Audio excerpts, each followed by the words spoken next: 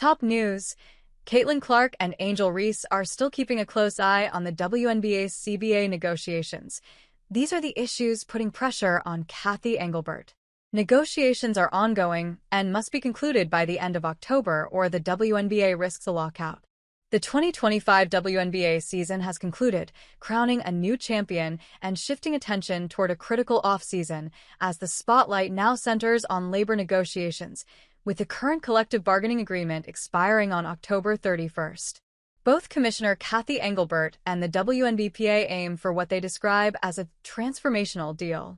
However, reports indicate the two sides remain apart on key economic and operational terms, raising concerns of a possible lockout.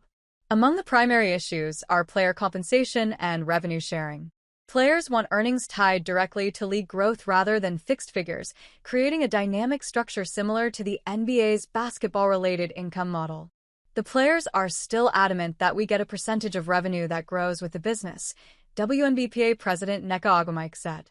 That's just a part of the conversation.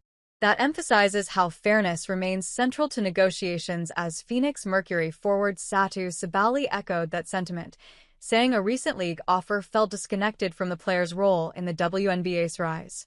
Under the current deal, team salary caps are predetermined, growing by a modest 3% annually, but players argue this system limits their earning potential even as attendance and franchise valuations have surged since 2021. Because the 2020 CBA began before the pandemic, early revenue projections were skewed. With the wobble season and limited attendance in 2021, teams fell short of growth targets, nullifying mechanisms that could have raised the salary cap. How can TV money impact the CBA negotiations with the WNBA? The new media deal beginning in 2026 adds complexity to the debate, as the league's 11-year partnership with Disney, Amazon Prime Video, and NBC Universal is worth around $2.2 billion, potentially reaching $3 billion with future partners. Players see that investment and expansion as validation of the WNBA's financial strength.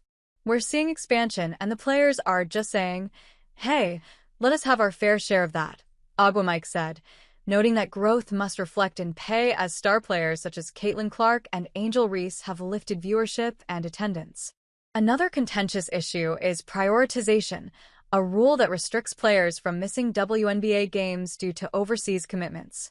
Many athletes, particularly veterans, depend on international contracts to supplement their income, and Sabally has voiced concerns that such restrictions limit career flexibility.